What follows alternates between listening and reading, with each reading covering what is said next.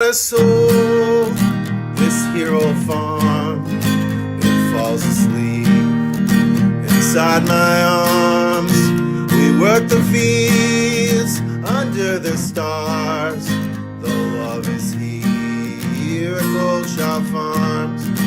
Well, city life, yeah, had its charms, but we would dream of the fields under the stars. I fall asleep inside its arms. The love is here at Goldshop Farms. The love is here at Goldshop Farms.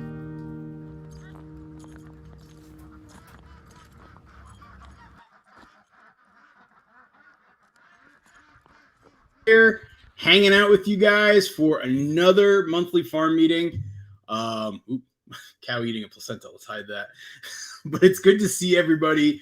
I'm really excited to be hanging out here with you tonight, taking your questions. I might even give you a chance to actually call in. We might see if this goes well or not. We'll see. But yeah, what's going on? I see everybody lining up in the chat. I see, oh, hey, wow, look at all these people already hanging out here. This is awesome. There's a lot going on and a lot to update you guys on. And so let me take a couple minutes to sort of start with the rundown and give you kind of the picture of what's going on. And let's see where it's at. So right now, we're actually surprisingly pretty close in time between the YouTube videos and what's going on the farm. We have had 2 calves born on the farm so far. So we've had 2 little baby calves born to our Scottish Highland cattle. One of them is like about 2.5 weeks old now, 3 weeks old. The other is about a week and a half. The older one is actually a female. She's a heifer calf. Her name is Belinda Carlisle. The way I'm naming all of my cattle, the females that are born, each generation gets a successive letter. So the first cattle on my farm all have A names. And so this is Belinda's actually the first of the second generation. So she has a B name. If Belinda has a baby, that baby's going to have a C name, and so on and so forth. And I'd love to make it all the way to Z names. That's my goal, to do that before I die, which is kind of ambitious, but we'll see if I can get there. But that's the plan with how we're naming the cattle. And so I decided to christen her Belinda Carlisle after Go-Go's lead singer and legendary Belinda Carlisle. So it's cool to have her on the farm. The other calf we have on the farm, his name is Jimi Hendrix. He is a little bull calf. We're going to ultimately make him a steer, which means we're going to castrate him. So he's a little bit more docile and easier to manage. Honestly, I know this isn't always pleasant, but long-term, his plan will be, he'll be raised for meat. The way I'm planning on going with the farm for the next couple of years is all the heifer calves are going to be born as like breeding stock and adding to our herd. And all the bull calves are going to ultimately end up being used for meat. So that is the plan. Belinda Carlisle. Yeah, Josh, I thought about it, but I was like, I don't know. Sometimes the puns will drive me a little crazy. Oh, I do want to say a shout out and thank you to all of my moderators who are hanging out here tonight. Without these folks, this would not be possible. I see Jack from the Mindful Homestead. I see Rose from Wholesome Roots. I saw Lynette here. Oh, yep, there's Lynette from 13 Moons Over Mayhem. And who else is there? I thought I saw Carrie from Built on a Rock Homestead. And just really appreciate everybody when you come in and guys, these chats are crazy, right, from my view. And so I can't moderate the chat or kick out trolls or do all that sort of stuff. And so without these great people, it would not be possible. So thank you to the mods. If you guys want to check out their YouTube channels, they're great. You should check them all out. Let's start getting into some questions. So Ziggy asks a really good question here around what about the genetic diversity in your future herd? And so, Ziggy, that's a really good question. And, when it comes down to it, my plan is this. All 4 of my cows who were pregnant, or I believe are pregnant, I believe they were all impregnated by the same bull. I actually showed a picture of a video in a recent video where it's this, great black Highland bull that actually is definitely the mother of Belinda Carlisle and Jimi Hendrix, and I think is also the mother of Ariel, the Little Mermaid, and Annabelle's young ones. So that is actually kind of the status of like kind of where this first group is coming from. My plan is, and I still haven't made a decision to be quite honest, either I'm going to be doing artificial insemination or I'm going to be doing bringing on a bull. And that will happen probably in about a year or so. And so that is my plan for future breeding. And so that will get me the genetic diversity I need. Any bull calves born on the farm, like I said earlier, are going to be turned into steers and ultimately used as meat. And so that's where things are going. I just saw Rebecca ask the question of, is Kurt Cobain a bull? And no, Kurt's actually a steer. So as you see him right here on the screen with me, he was actually castrated. And so he's not the father of any of these babies. He is actually a pretty aggressive though, bull or aggressive steer though. He's the one, if I was going to be honest with you guys, the bovine I'm most afraid of, it's definitely Kurt Cobain. I see a couple of super chats come in. Thank you, Daniel, for that super sticker. And I saw Felicia Kelly. Thank you for the super chat. And I saw you asked a question. How's the goose house? Well, Felicia, and let's see. I'm not sure if I can show you a picture of it here. It's having problems. We're pretty far zoomed out here, but you can actually see it right there. Okay. So if you look on the screen, in the top of the screen, that white thing, you can see about half of the roof is actually kind of ripped up right now. I keep repairing it, then we keep having another windstorm and it keeps ripping it.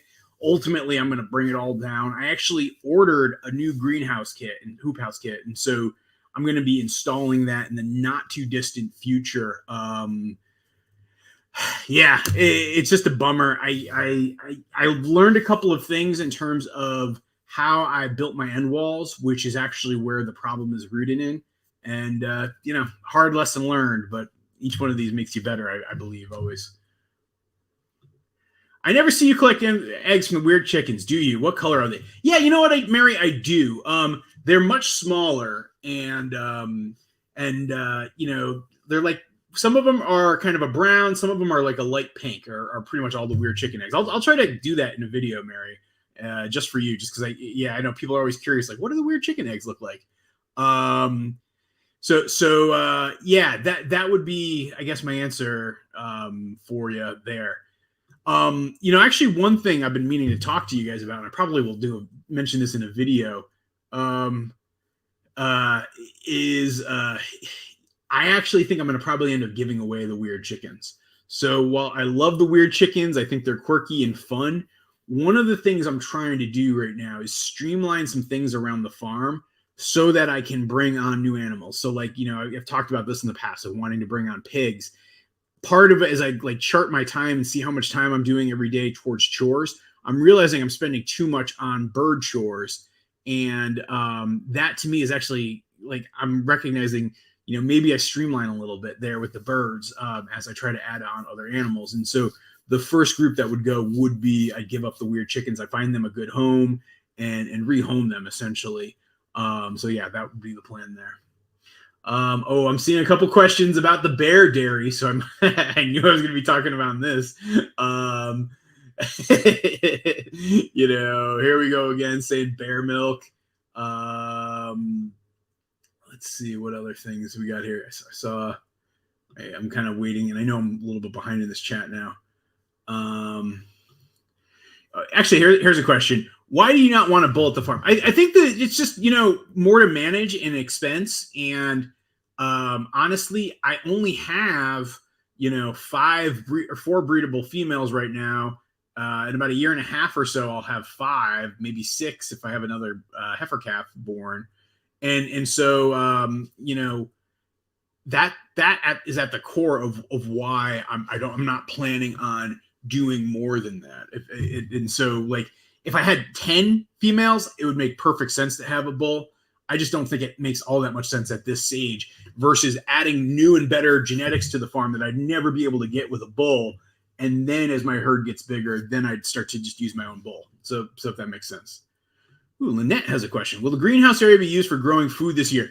So my plan was that was going to be the case, Lynette, but because I'm basically going to tear down the hoop house that I have now and then build a bigger, better one. And so, when that happens, I will ultimately, put that in. And by the way, I saw a couple more super chats. Thank you, Dakota King. Are you going to do anything to mitigate the risk on avian flu in New England? A flock was culled a few miles from me. Yeah, so that is actually one of the things that keeps me up at night. And yes, I am definitely afraid of avian flu. Ultimately, I actually have a video coming out. I think it'll be out on Saturday where I go into in depth. But really, I'm just being very focused on my biosecurity, thinking about what are the things I can do to try to control and mitigate some of the risks. I'm trying to keep wild birds away as much as possible, but to be honest with you guys, it's kind of hard. And I'm just kind of doing my best. I don't know. I'm not sure what's great. All right. Lincoln says, would you be, and thank you for the super chat, would you be keen to get some Japanese black cattle genes? Probably not. Only because I keep looking for hardy animals that will thrive in our climate. And I know that they do it, like you're saying, in Scandinavia, they'll do it. But in my opinion, I think it can sometimes be a little tricky. And so I'm looking for winter hardy guys who are good on marginal pasture and forage is kind of what I'm looking for as my criteria. And then also rather docile. Alyssa, thank you for the super chat. And Pablo Barncat is doing well. I think you guys saw it in the video I put out on Monday. He's back outside. I actually have a video that I'm going to put out talking about my decision to keep him as an outdoor cat versus a house cat. It was something I very much thought about. But no, Pablo's back outside. He's doing really well. He seems really healthy. We actually had another barn cat health issue, minor one though. Molly Murder Mittens, she got an injured mitten. I made a TikTok about this. And so I had to take her to the vet and kept her inside for a couple of days, but she's fine. She actually just went back outside again. So there you go. Oh, thank you. Not Fugu. Thank you. Life is good. I'm feeling really great about things. I already answered Dakota's question, but thank you for that. Hold on. I'm trying to keep up here. Morgan, I think Justin Nero's needs your help with training Winnie, his new farm. It's funny. Justin and I chat pretty regularly these days, and I think he's working on it. It's one of those things, and I think for all of us who do videos like I do or Justin does, where you're putting yourself out there and you're being vulnerable and showing as you learn and do something new and work on something. You can be so putting yourself out for so much criticism too. And so I think Justin's doing a good job. I think he's learning some things in terms of how to contain the dog, how to manage it, but I think it's going to work out great. But yes, I have offered advice for sure.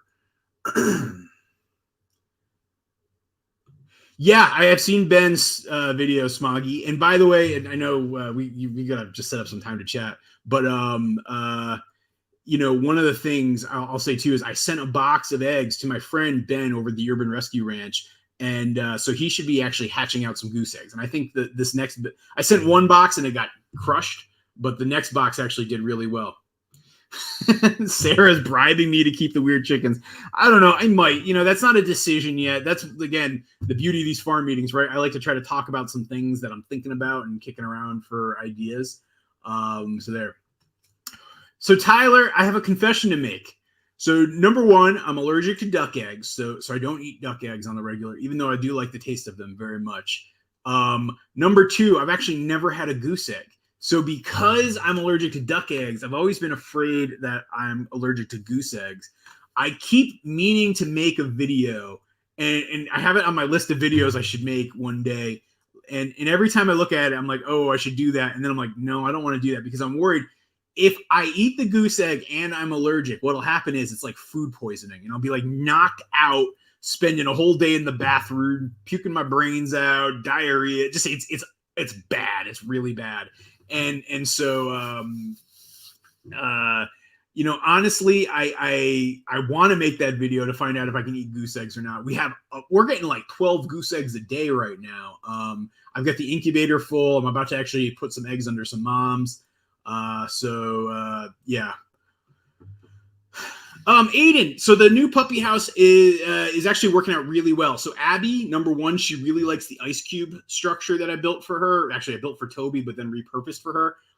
She has not escaped out of the better dog kennel things, and she's actually settled into it. She actually likes going in there. Like, I'll even like leave the door open at night so she's free to roam around. And oftentimes in the morning when I come out there, I'll find her napping inside the ice cube. So I think it's working good.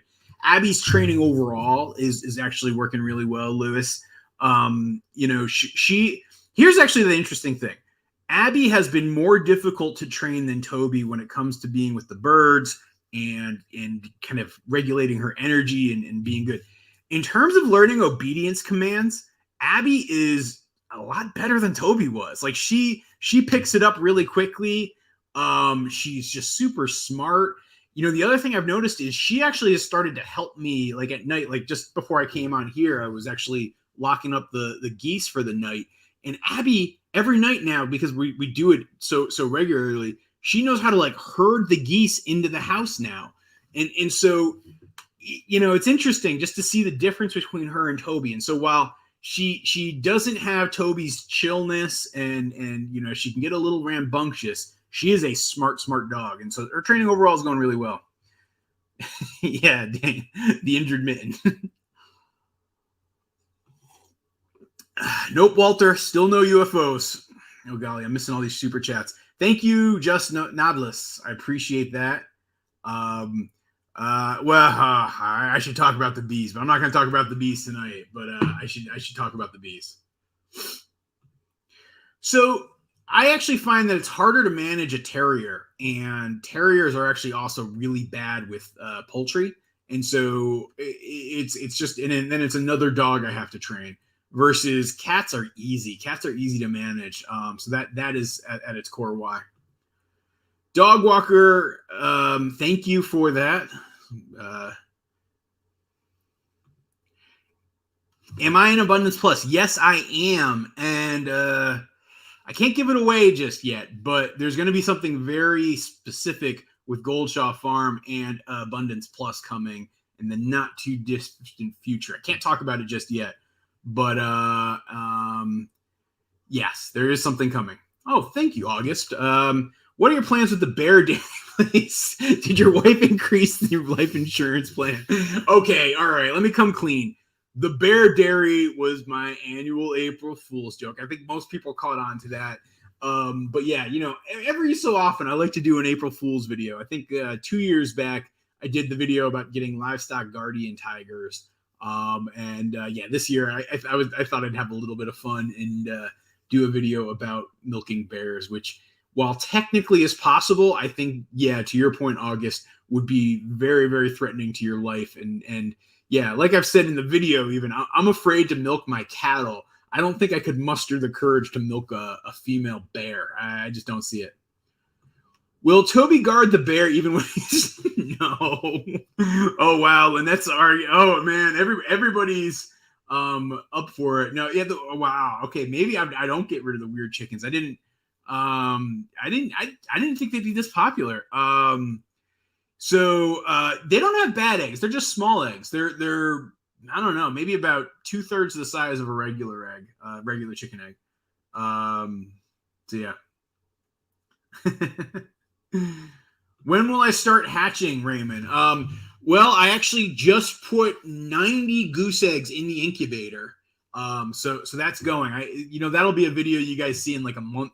I don't usually do videos where it's like, oh, here I just put some eggs in, but rather I'll show you in like one big video, like from start to finish the hatch. But I did put 90 eggs in the incubator the other day. I'm actually planning probably tomorrow to do some eggs under the mother gooses, because a couple of them are getting really broody. So I am planning on doing that. So that'll also be another video of me hatching gooses naturally. Those are kind of fun. Hey, Josh Howard, what's going on, buddy? How many chickens do I have right now? golly, I did a count, I feel like a month or two ago. And so I guess it's like a couple less than that because we moved out Penny and one of our female weird chickens, and we lost Blanche. I think like 26 or so, maybe 27, something like that. I've thought about it, but no, I mean, I really want to focus on the cattle. That's the biggest thing, and probably pigs. And then geese, obviously. No, I'm not allergic to the meat. So it's a specific protein in the egg that I'm allergic to. So I can eat duck meat fine. I don't have any issues. But if I eat a duck egg, there's like a protein in there that like, it like reacts as like, it's like food poisoning for me. And so that's what happens. It's not like an anaphylactic thing, right? Like I don't swell up. I don't need an EpiPen. I just get really like violently ill. Am I allergic to more things? Well, let's see. I'm allergic to cats, as you guys all know. I'm allergic to duck eggs. I'm allergic to dust and like mold, and some pollen. It's not too bad, but definitely like dust and mold is bad for me. And so, yeah, I mean, I don't know. I think those are kind of normal things to be allergic to. The weirdest thing is the duck eggs. Can you place bets? Yeah, that'd actually be kind of fun to like if I could figure out a way to do that for people. All right, I'm lagging behind. Actually, there were some folks who asked questions earlier, and because they were good and put them in caps, I wanted to do this. All right, so CRMD, I'm not sure if you've answered this before. Why not raise land? I could someday. I just opted to go with cattle because I wanted to work with a bigger animal. But I could easily see adding sheep in the future in a couple of years. The weather, James, is beautiful right now. It was like 65 and sunny today. I mean, even right now, still it's like 48. I don't think it's going to even drop below freezing tonight. It's beautiful. New babies, both babies are thriving. They're eating, they're running, they're playing. They're absolutely doing great. So there you go. Smoggy, Little Barn Cat, she was here. All right, so here's what happened with Little Barn Cat. Lil was sitting in that chair as I was setting up and we're getting ready to go live. I actually put this light out because I always noticed that she's so dark, so I figured I'd put a light out for her. And as soon as I did that, I scared her away, and I think she's like downstairs somewhere now. And so, yeah, that was my fault, Smoggy. The new baby, yeah. So I already covered that. Okay, question. Okay, which animals besides the barn cats actually like attention, i.e. being pet and such? Honestly, it's just the barn cats and the guard dogs. That's an interesting way to think about it, Hashi in Discord. Like the barn cats really, they like me. I can, pretty much get all of them to come and hang out. And obviously like Ginny climbs up my shoulder and constantly rubs them to me. Molly is very affectionate. Pablo even can be affectionate at times. And then Lil is she's a little standoffish, but she'll come crawl on my lap if I'm sitting on the couch watching TV or something. Obviously Toby and Abby are also both very affectionate. Cattle, not affectionate. Ducks and geese and chickens for the most part are not affectionate. So really it comes down to the barn cats and guard dogs are the affectionate ones. So, okay. All right. Let me get back to this. By the way, Anthony Gonzalez, thank you for that super chat. Justin Navas asks, any update on the stray? So, no, I have not seen him. I think I probably scared him off by trapping him. And so he's gone. He's in the wind. So yeah. I couldn't find Ooh, why is Siri going off? Will you buy or rent a bull? I could see actually renting a bull. I think that's a reasonable solution too. So we'll see.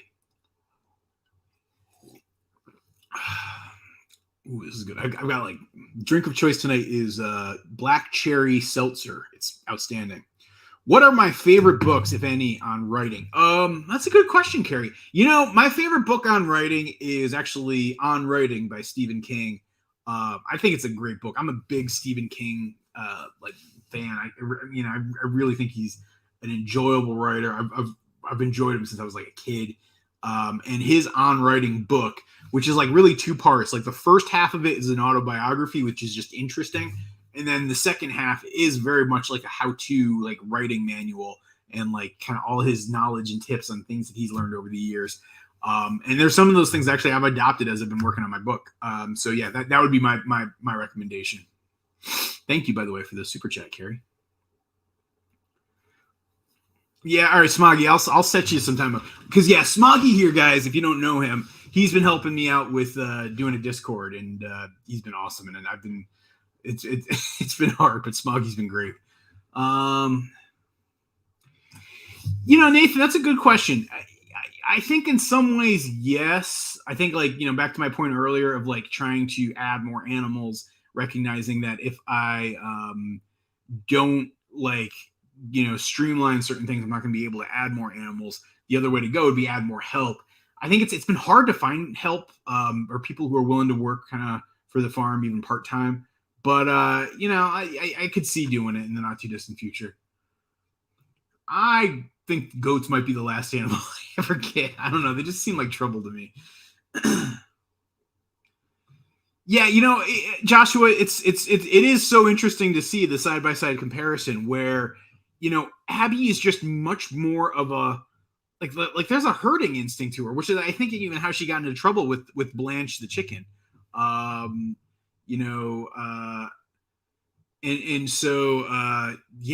I think that's really what it comes down to. But Toby is just the chillest of chill, and I think for a livestock guardian dog, that's kind of perfect when you're working with poultry.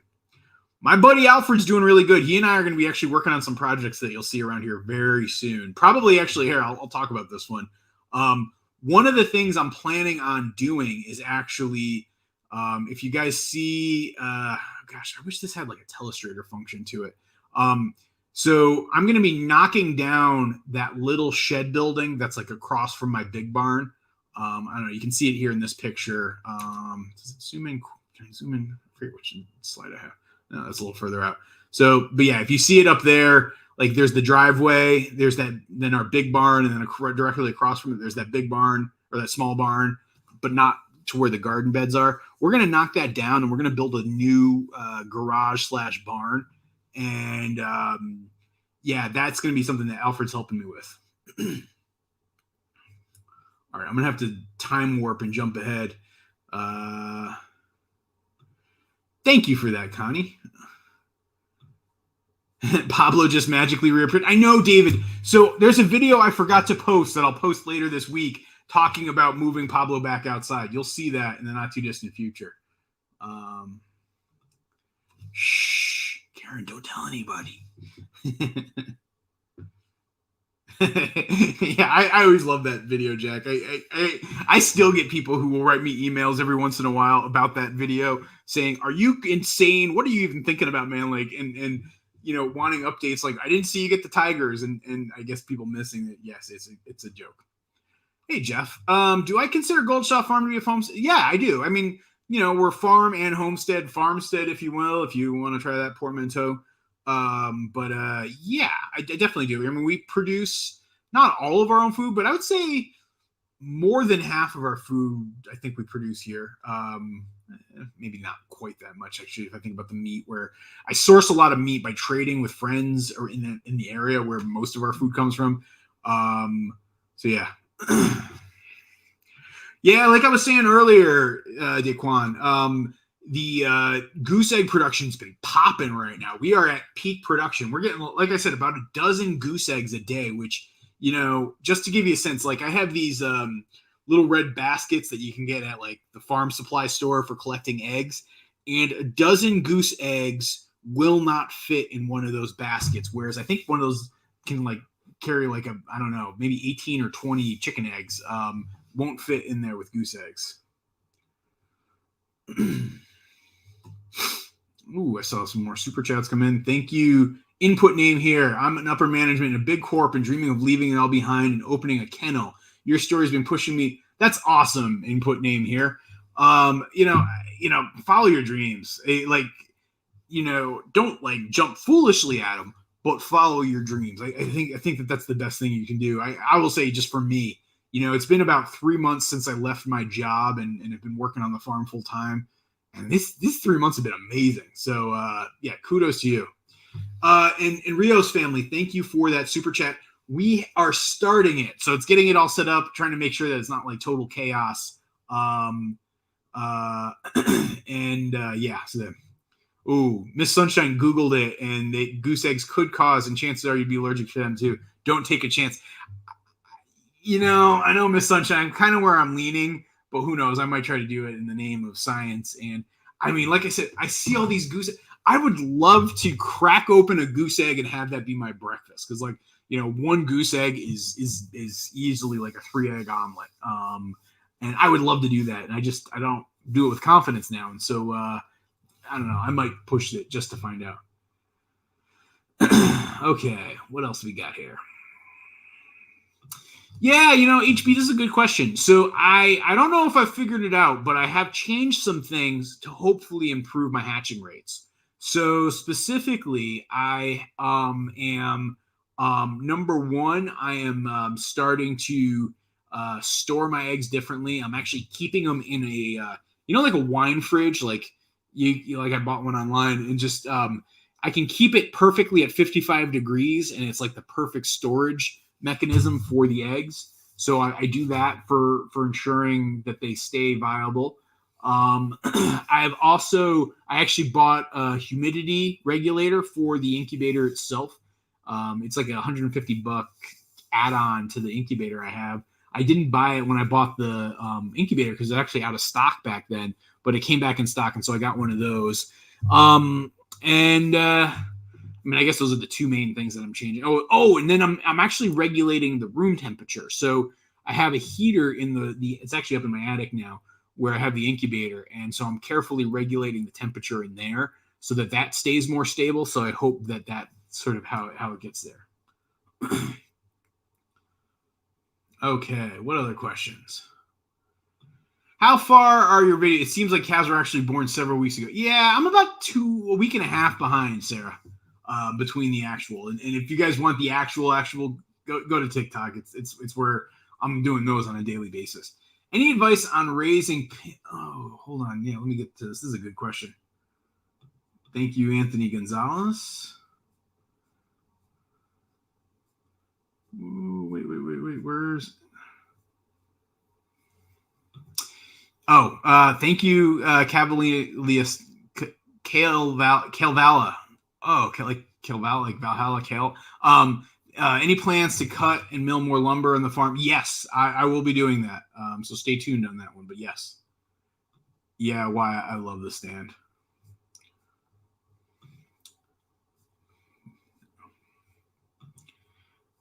Update on the Toby cloth. I actually just put a TikTok on. I'm starting my collection again because Toby's starting to do the winter shed. And so, yes, that should be coming very soon. All right, I wanted to answer this question. This is a great question, and I want to talk about it from Mariah. Thank you, Mariah, for the super chat. Any advice on raising pilgrim goslings with broody mother and protective father? When to remove them? Should I separate from the chickens? Send help. Oh, yeah, and actually, Mariah, there's a video I made, like look for hatching goslings naturally or something like that. I made it about 2 years ago, and it's almost exactly the scenario where I had, basically a pilgrim mom and a pilgrim dad. Dad was super protective. It was actually hard for me to get in there and feed and change water and whatnot. Yes, you should absolutely separate them from the chickens. I'm actually going to be in the process of separating my chickens out very, very soon. So that will be, something that I have to do, or you have to do. My advice is this. Here's what I found has worked best. Create a space for the goose family to stay separate from the rest of your flock. And honestly, that will be the easiest way for you to feed and water them. You can actually really leave the goslings with the parents. Usually they do okay. You have more risk, and so issues can happen. So I don't want to say there's no risk there, Mariah, but you will find that it is a little bit easier to manage them if you have them in a separate space. I would not have the chickens there. It's just a recipe for chaos. But yeah, check out these videos I made, because honestly, they're the ones that might help you the most there. Okay, PX Shaman says, thank you. I know this is a touchy subject, but do you think your hatching rate will be better? I mean, it's not touchy at all, but and like I was saying, I do hope it. So I was like in the 30s and 40s last year. I'm not planning on doing multiple goose hatches because I have, like I said, I have 90 eggs in the incubator right now. And so if I can hit a 50% hatching rate, which is my goal, I'll have, 45 goslings, which will be more than enough for what I'm trying to do. So yeah, I'm hoping to do better this year. I'm a little jealous. Well, keep hanging in there, NANA.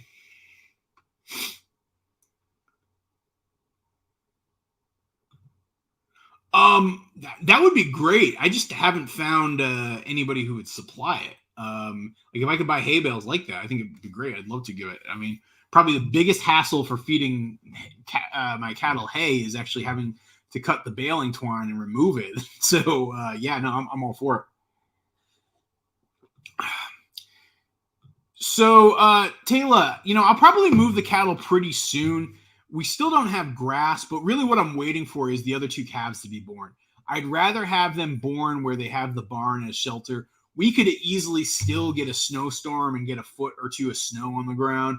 And so even though I'd still feed them hay when I move them out to the pasture, I'd really love to get the next 2 calves born, and then I'll probably shortly thereafter move them out.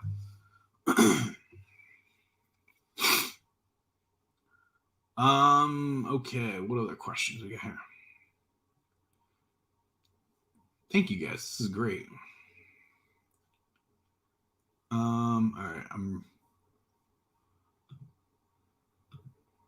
I heard you reference normal chickens once in your difference between weird and normal. P.S. Keep them all. Yeah. So I jokingly and lovingly call my really what is a bantam flock of chickens the weird chicken. So the weird chickens are silkies or bantams or crossbreeds of the two. And so there's 6 of them. They're much smaller than my regular chickens.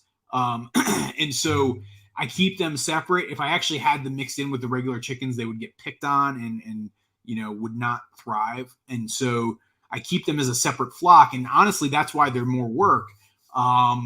So there you go.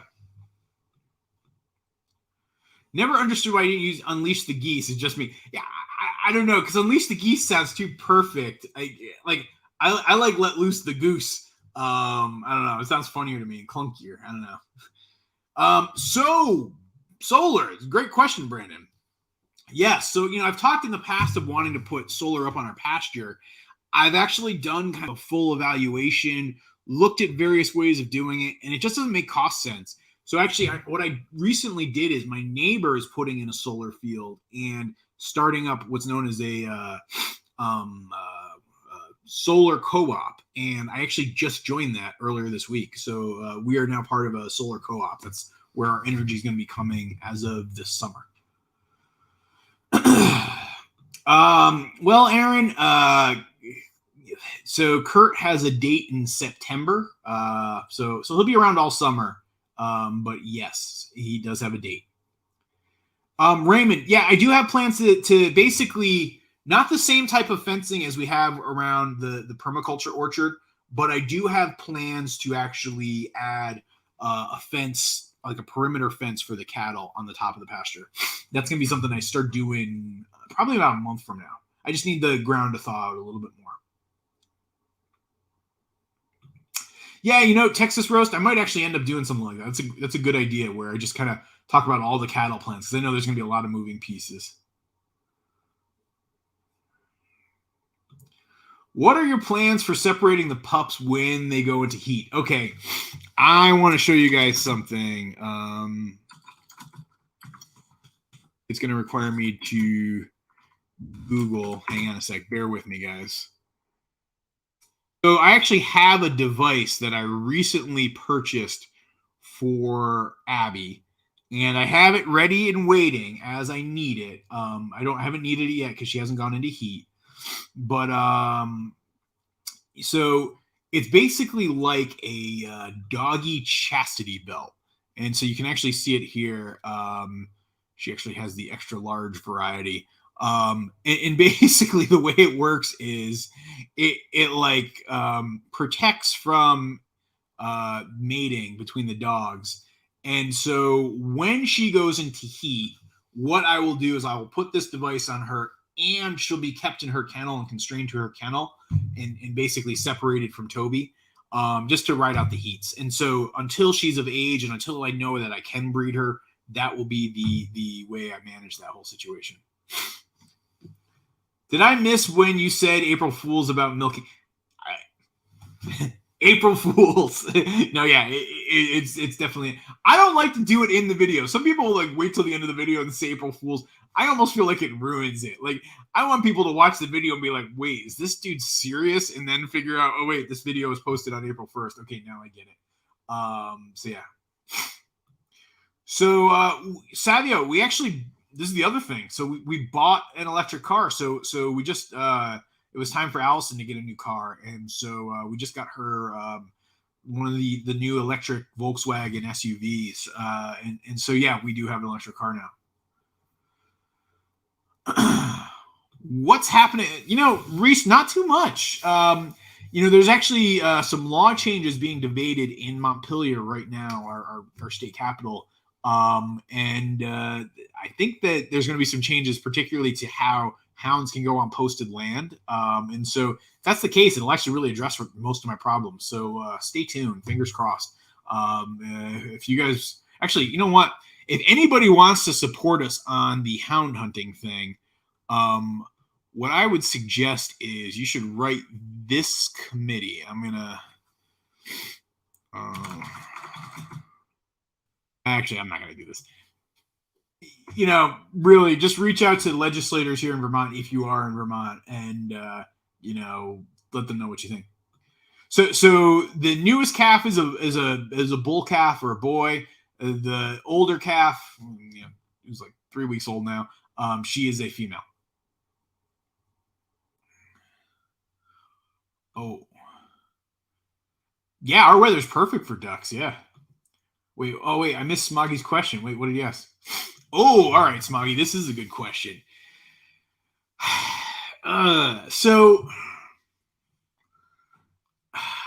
there's a lot of dimensions to argue this one on. This is a really good one, Smoggy. I think I'm gonna take Marvel. I think. So here's the problem. If I'm just thinking about movies, I take Star Wars. I don't know. Because really, there's like a lot of bad Star Wars movies, as well as good Star Wars movies. I would actually say that there's 5 good Star Wars movies. There's more than that of good Marvel movies, but the 5 good Star Wars movies are so good and so much better than any of the Marvel. Like, the best Star Wars movie, Empire Strikes Back, is better than any Marvel movie, like hands down. But as a collective franchise of movies, I'd probably say Marvel's better. I grew up, as you can see, probably by all the comic books behind me, huge comic book geek as a kid. And so I have a lot of affection for old Marvel comics. A lot. Like, whether I'm talking Silver Age or the 70s or the 80s and the 90s, I love all that stuff. And so much of the source material was like a big part of my childhood growing up for the Marvel stuff that even when they convert it into a movie, I'm kind of like, all right, it's cool. I'll check that out. But then again, Star Wars, I mean, the myth of it all and what it all means, I don't know. This is Smoggy. You stumped me. All right. But I'm not going to dance around it and not make a decision. I'm going to go with Marvel. But it's a tough one. That's a great question, Smogs.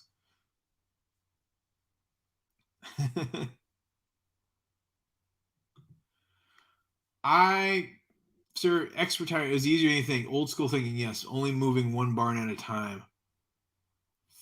Few 4-gen barns. I'm not quite sure what you mean there, Merle. Josh, I don't think we get enough power to run it. I think the only thing I've actually thought about with a windmill is actually putting one near the pond to power an aerator pump. And so just to get more oxygen into the water there and keep that water cleaner. That would be the one place I'd actually think about doing it. Oh, yeah. I have several buckets of chestnut seeds buried underground right now. I'll probably unearth them in about, I don't know, probably about a month and a half. And when that happens, yeah, you'll see plenty more trees. Oh, Sarah, thank you for that super sticker. No, Amanda, I don't have an intention as a lead steer type of thing.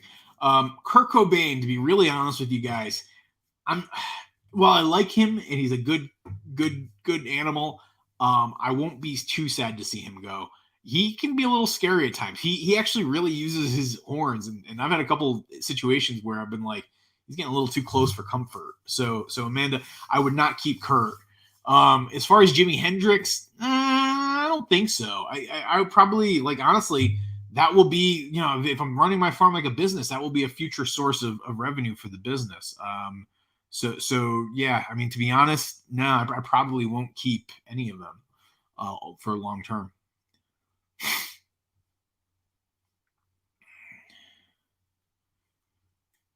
Okay, hold on. I'm looking at questions here. I know I'm behind. Oh, and it's something I don't like to talk about it. I think it's just for some folks it makes them a little uncomfortable. So the way I do it with the ducks and geese, and you know, actually Jack from the Mindful Homestead, he actually came 2 years ago to help out. You know, it's basically, I'll pick a day, I'll get some friends together, and we will, you know, the day before I'll round up all the birds that are going to get slaughtered, put them in a separate part of the farm, really towards the front of the house, like hold on, you can see here, you know, like much more to the front of the house versus back by the pasture. I'll bring them in, and when I do that, what I do is then you know, basically have a killing station where I you know, gut them or eviscerate them. I'm not eviscerating. I'm bleeding them out, and then once I bleed them out, then we scald them, and then we pluck them, and then we scald them, and we pluck them, and we scald them, and we pluck them. We usually have to do 3 cycles of that, and then do a little bit of hand plucking, and that's really how it goes. I don't know. It's not much more complicated than that. Yeah. Do we have any tufted buff geese? We don't have any tufted buff geese. I could, in theory, sell somebody a buff goose or two. I do, like an adult female. I have a couple that would be available. That's a weird GoPro mount. Wait, oh, the chastity belt. That's funny. That is funny.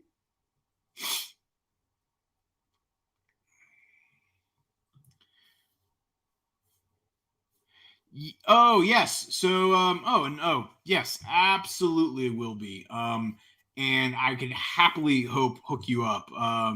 So the duck eggs, I'll actually start making them available now. I'm just getting enough where, you know, what I want to do is I don't put the duck eggs for sale until I'm getting about a dozen a day.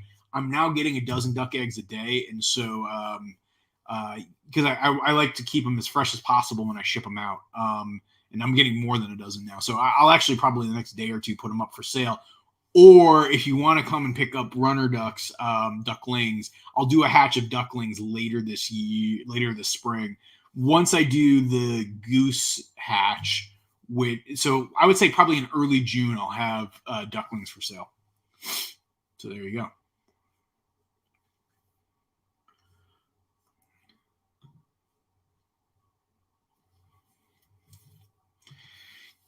Yeah, I do know that, but there's actually some indicators that I can watch for that will keep that from being an issue.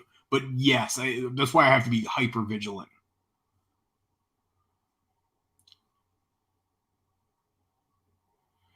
Wouldn't it be safe to? Yeah, but it'd be hard to get the tennis balls on there. I mean, that'd be the most dangerous part of it. Oh, by the way, Duke, thank you for that super chat. You could keep your pond full with very little expense. 2 choices: fill it from the well water or pull from a small stream creek. Yeah, you know, I'm actually Duke. So here's the thing, Duke. And hold on, I'm gonna pull up some images to help illustrate this conversation. So if you look at hang on a sec. So if you look at where those trees are, that's where my stream is. You can see the pond at the bottom of there. What I want to try to do is run a gravity-fed line from the stream into the pond. So it's basically like a pipe that runs water in when I need to run it in. But the thing is, I don't want it to be constant because there's times like this time of year. Right now, our back pasture is totally flooded. Like you can see it in some of these pictures. Oop, no, not those pictures. Where can you see it? There you go. So you can see like our whole pasture is flooded right now. So I wouldn't want to be filling it up. I want to be able to control that. So that would be my plan. So, and the other thing is, and this gets into it, I'm going to be keeping the cattle over into this area as well, off to the side by the trees. And so their water in winter is going to have a constant flow. That constant flow is going to then spill out, and then hopefully I can use that to fill the pond too.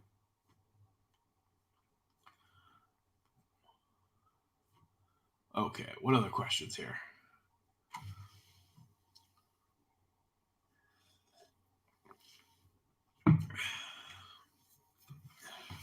So long term, Jaden. So here's actually what I'm thinking. I'll just talk to you guys about it. This is like not top secret, but like I haven't talked about this much. I think what I'm going to do is next winter I will house my ducks, geese, and chickens all together in the hoop house, the new bigger hoop house. It's going to be twice the size, so I'll have plenty of space. So I think that's going to be kind of part one to it all, is that I'll be housing them all there. Then what I think I'm going to do is actually take the duck house and make that a dog house. And so that will be where both Toby and Abby live. And, you know, like if Abby has puppies, that would be where she whelps. And it actually could be a really good setup for that. And so, you know, I'd you know, do some little changes. I'd probably rip out the floor and put in a new floor. But for the most part, it would work really well. And so I believe that would be my plan, is that ultimately the duck house becomes the dog house, and then all the birds live in the hoop coop. So yes, that would be where we go. Okay.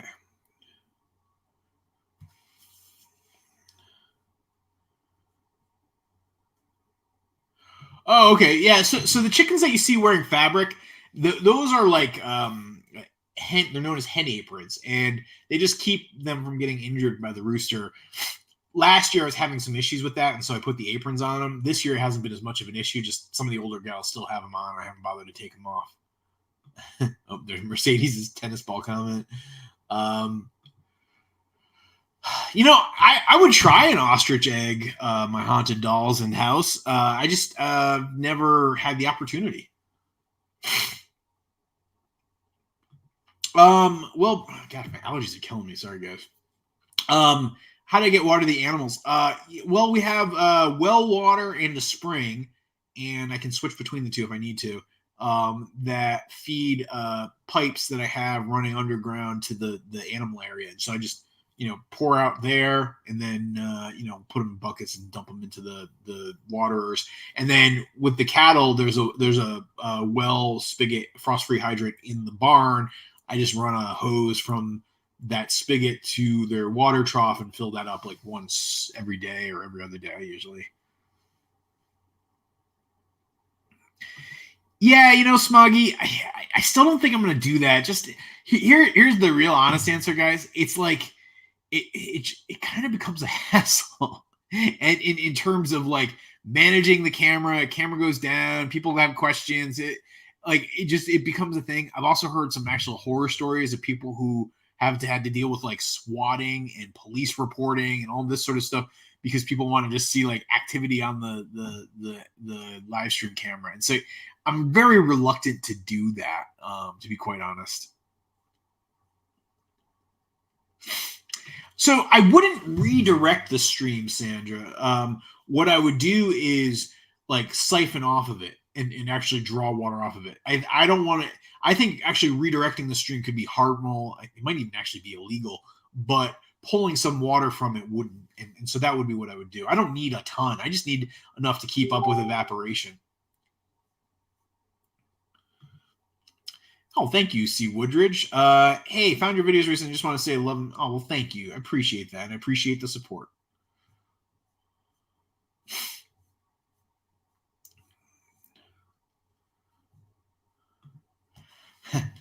All right.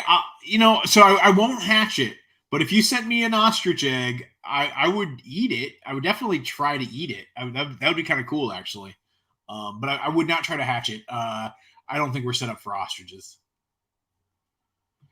Yes, you know what? Toby and Abby go, like, if I go out there right now, they both like go into guard dog mode. I'm not sure if he's teaching her as much as she's just like really good at it. So yeah.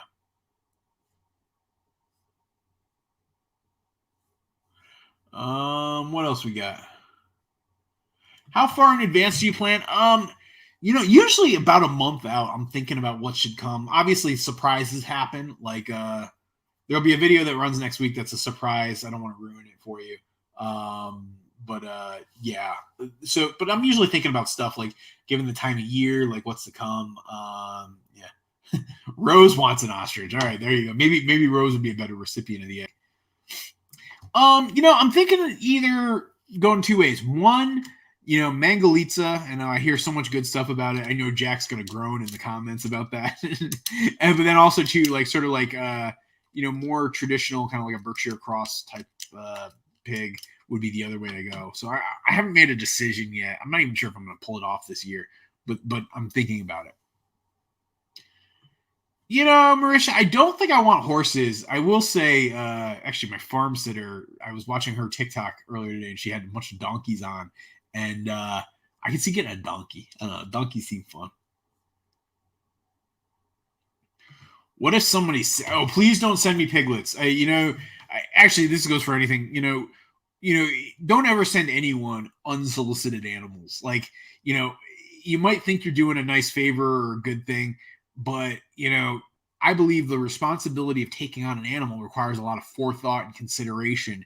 And when somebody out of goodness and in a good gesture sends another person an animal, I get that they're trying to be helpful and nice and kind and offering a gift, but that gift has a lot of consequences for that person's home or farm or life or whatever. And so you shouldn't ever do that. So please don't send pigs. If I get pigs, I have sources for them. It's just a matter of, do I want to have pigs? That's the thing I'm really grappling with. Hey, the Tinkerer's wife, good to see you. So the runner ducks are mostly mating with each other. So Usain Bolt, who's my Drake with the runner ducks, he is mating with most of them. There is I think one female or two female regular, I think they're Cayuga Khaki Campbell crosses that have been hanging out with the runner ducks. So you might have some hybrids too. Oh man, all right. Terry Hammond, thank you for that super sticker. And Tyler Johnson, your question. Let me try to answer that. Hold on. So your question is, with the various projects you pursue, especially the long-term potential earners, do you ever make projections, plan, weigh costs, and time input? 100%, Tyler. And so when you hear me say things like I'm considering like giving away the weird chickens, it's exactly for that reason, where the weird chickens are totally a hobby, just kind of a fun, goofy thing I like to have around. Versus if I think about the cattle or if I think about doing pigs, the revenue projections, are much more beneficial to the bottom line of the farm. So yes, to answer your question. Oh, Calvala asks, are you going to dehorn the calves or keep them natural? Keep them natural. I actually think it's cruel to debud or basically what you do is you burn where the horn is, and then the horn won't grow on the young animal.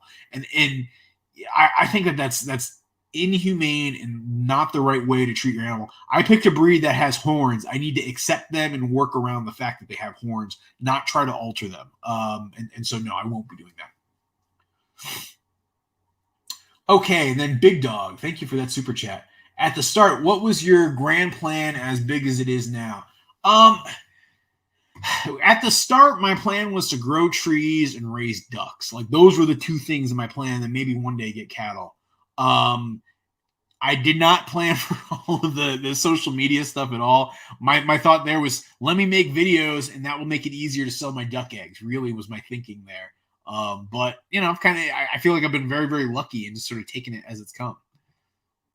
Does your April Fool's joke have anything to do with your morbid fixation on becoming a Bears dinner?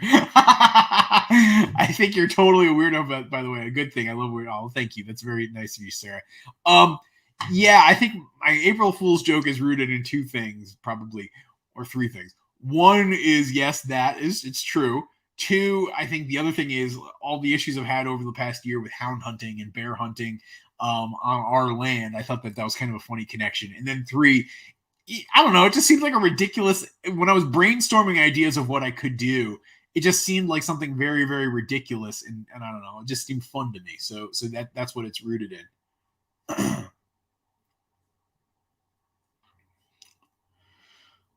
Okay, so like I said earlier, Maverick, Pablo's doing great. He's back outside, being a barn cat. He's healthy. He's doing well, and there you go. WM, thank you for that very generous super chat. I really appreciate it. Okay, another super chat. Ooh. Cameron says, our broody pilgrim nest is an elevated chicken coop currently. Will she be able to build a new if we influence her out with the eggs? It's Mariah's question continued. Honestly, maybe not. You know, there's a lot of factors that determine kind of whether a broody bird is going to set. Like if you were to, like, okay, I don't know if this is your situation, Cameron or Mariah, but like if you had a shed, right, and you were to lock her in there with food and water and put the eggs in there and set it in the corner and like made a nest, I think she would adopt it as a nest. If you just move a bunch of eggs to another part of your farm and hope she takes up residence there, I don't think you're going to have great odds in doing that. And so it's tricky to relocate. It's very tricky. It's high risk, like in terms of being able to do it. Well, thank you, Rosie Posey. Farming Potato. When's Toby's birthday? Toby's birthday is September 2nd, for anybody who ever wonders. Hey, Piper Lely. Have I stopped posting videos on Saturdays? No, not at all. I did not post a video this past Saturday because I posted the April Fool's video on a Friday. It's funny. Actually, a lot of people you're not the first person to ask about that. No. I mean, like literally it was just one Saturday without a video. So yeah. I keep so actually I shouldn't say that. So when it comes to the food for the animals, I keep all the bird feeds in the barn. The cattle feed, if you see those little white dots, which there's many fewer of them now, on just sort of to the far left of the screen, that's all the feed for the cattle. Well, VSneed, there's not much to update on the orchard. I mean, it really is at this stage of the game where we're just, kind of in winter mode, waiting for everything to warm up again and things to start growing. I just think they're funny animals. I don't know how else to put it. It's not a good answer, but I just like them.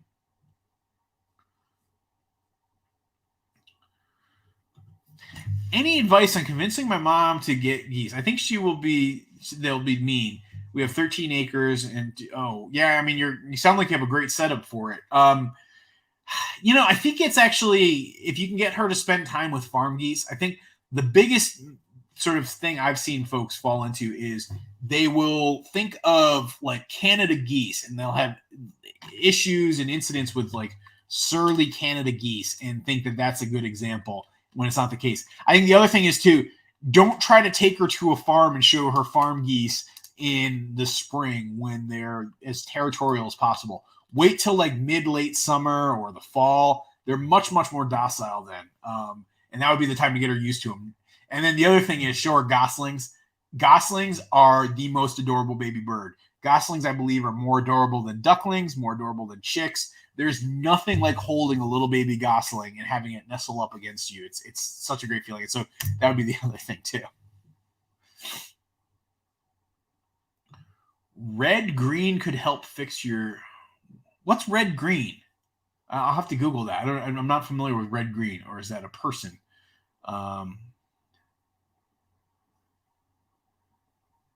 But yeah, like I said, probably in June, I'm going to start building the new hoop house. I want to wait till the end of nesting season for the geese. But yeah. When you get another rooster, we'll be looking for one that dances for the hens. I've heard that is an indication of better social skills for a flock. I'll look into that. It's kind of fun. Would a male pekin duck attack any other breed other than pekin? Not necessarily. I think it actually really depends on what flock that bird was raised with. That's what makes a difference. Minnesota joke, red green show. Oh, okay, all right. Red green from the Red Green Show, classic. I'll have to look at that. Oh, he always used duct tape. Okay, gotcha. You know, I'm a big Canada comedy fan, but I'm not familiar with Red Green. Like Kids in the Hall, Letterkenny, love it. SCTV, love it. Yeah.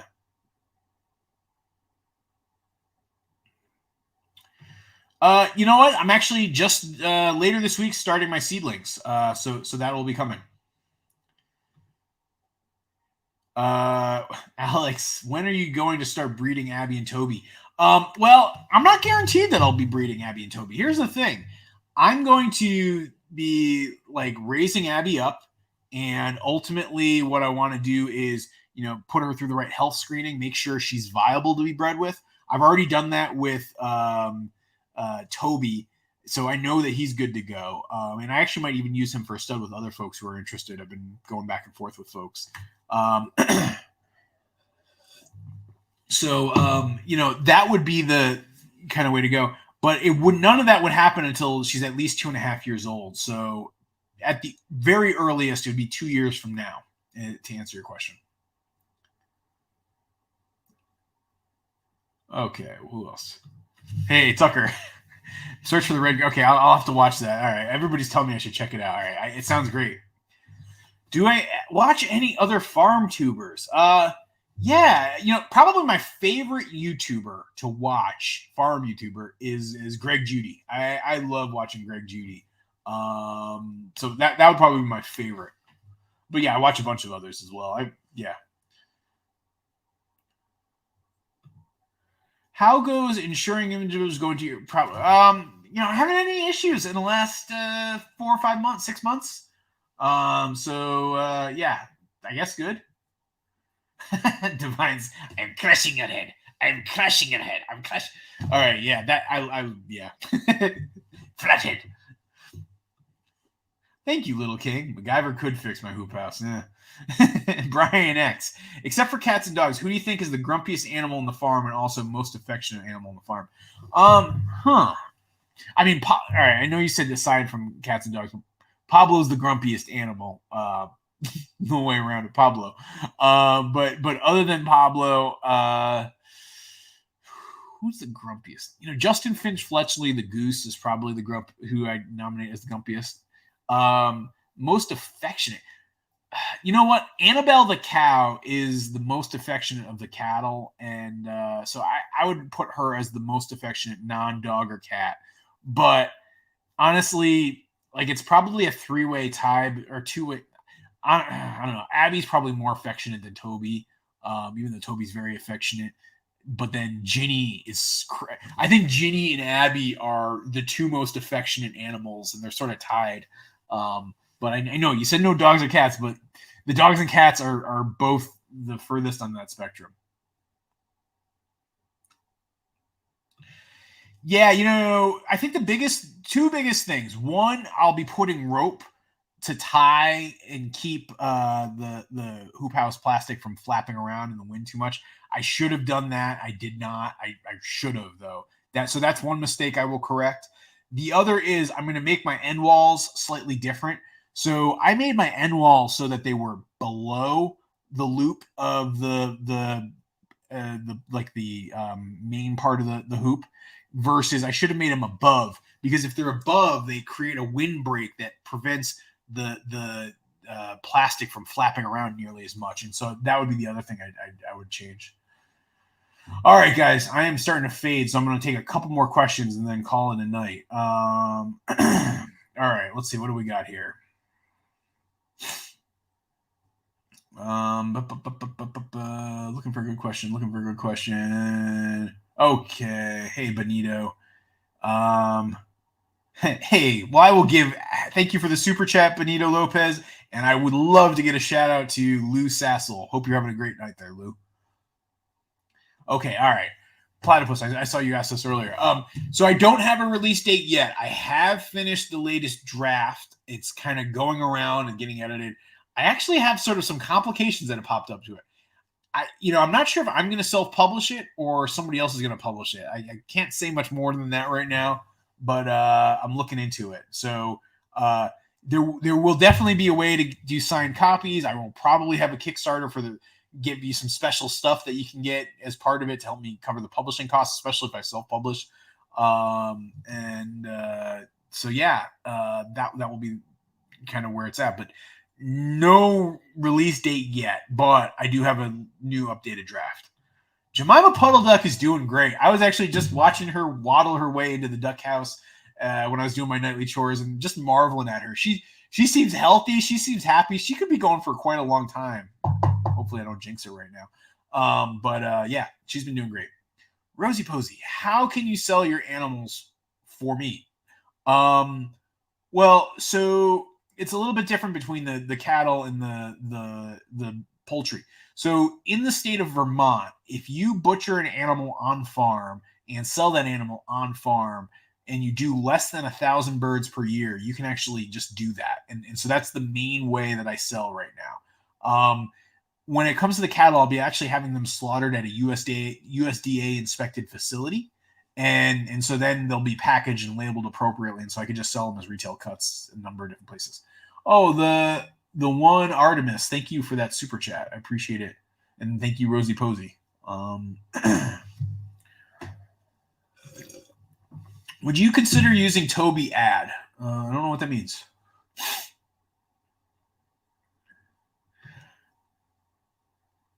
Why not make Goose House more permanent, like a light plex? Honestly, Kaz, it's two reasons. One, it's actually not necessarily more permanent. Those actually are susceptible to cracking a lot of times. And two, it's just a lot more expensive. It's like 4 or 5 times more expensive. So that's the answer there. V, I won't be getting Sebastopol geese. So for you guys who don't know, Sebastopol goose, and here, let me pull up a picture. They are beautiful birds. They have like these amazing plumage to them. They have like ruffled feathers. Like it's really cool, right? Like you can see them here. Like that's what a Sebastopol goose looks like. The reason I won't get a Sebastopol goose though is they don't do well in really cold climates. So that feathering that you see there, it actually doesn't retain heat nearly as well as a normal goose. And so they would not do as well in our cold Vermont climate. And so that's why I don't plan on getting them. I really try to make sure I'm selecting animals for our farm that are well suited for our farm. And so, yeah. Do I think I'll be doing layered bedding next winter? Yeah, I mean, I'm doing layered bedding in the hoop coop now. So there's a lot. There's probably 30 bales of straw and hay in the hoop coop at this point.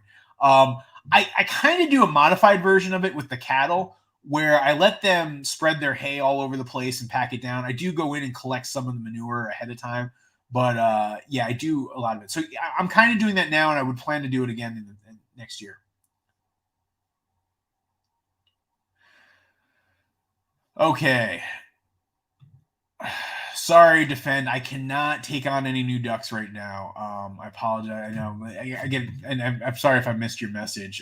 But I can't take on ducks. And one of the things, just from a biosecurity perspective, right now, I'm not taking on any new birds just because of some of the bird flu risks. Abby likes to be brushed overall. Yeah, she does. She's been pretty good. She's not as good as Toby, but she's pretty good. Oh, thank you, the one Artemis. I really appreciate that. All right, last question, and it's going to go to my buddy Raymond Diaz. Any tips for first-time geese owners? You know what, Raymond? I think the biggest things I would say are, number one, feed them grass and greens as soon as possible. So not only grass and greens, but what I love to do is, especially because goose hatching time always coincides with the rise of dandelions, I will collect dandelion greens and feed them to 2-day-old birds, and I'll also do like bundles of fresh cut grass and feed them to birds, and it's so good for them. I think mixing that green in with everything else, I think it's a good thing. You got to give them poultry feed. You got to make sure they have enough niacin, but add the greens in. I think that's number one. Number 2, I would say don't use heat lamps, like the glass bulbs that are heat lamps. Don't use those.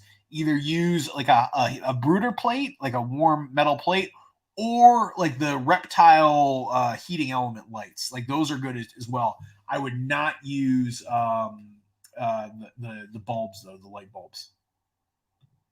Will Abby make it as a cameo on Toby's book? No, so Abby will not be in the Toby book because the Toby book all takes place. Molly and Ginny won't be in the Toby book either. Pablo and Lil are very prominent characters in the Toby book. But Molly is not, Ginny is not, and Abby is not.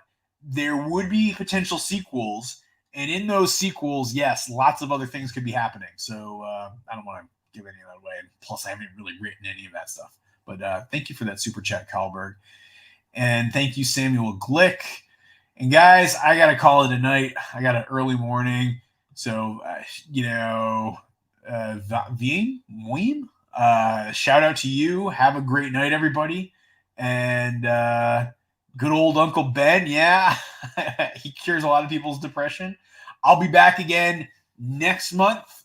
First Wednesday of every month, we do these farm meetings. I'll be back again. A couple of quick announcements too. I forgot to say, if you guys want free stickers, I'm getting down to the last of these stickers here. These Release the Quacken stickers. If you send me a self-addressed stamped envelope and you send it to Goldshaw Farm, P.O. Box 225, Peacham, Vermont 05862, we will send you a free sticker.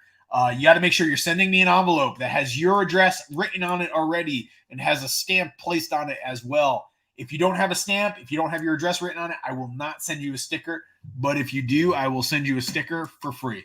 So that's announcement number 1. Announcement number 2, be sure to check out our moderators. Thank you, moderators. I always appreciate your help. So Rose from Wholesome Roots, Jack from the Mindful Homestead, Lynette from 13 Moons. Who else did I see in here tonight? I hope I don't miss anybody. I saw Daniel from Copper Kettle Farms. Guys, thank you so much. I'm Carrie from Built on a Rock Homestead. Thank you guys. I really appreciate it. I hope everybody has a wonderful night. Thank you for watching. New video will be out tomorrow, probably around noonish, maybe 1 o'clock. And I'll see you guys all very soon. Have a great night, and you can watch this footage of Jimi Hendrix. See you guys. It's got a soul, this hero farm. It falls asleep inside my arms. We work the fields under the stars. The love is here at Goldshaw Farms. A city life, yeah, it had its charms, but we would dream of the fields under the stars. I fall asleep inside its arms. The love is here at Goldshaw Farms. The love is here at Goldshaw Farms.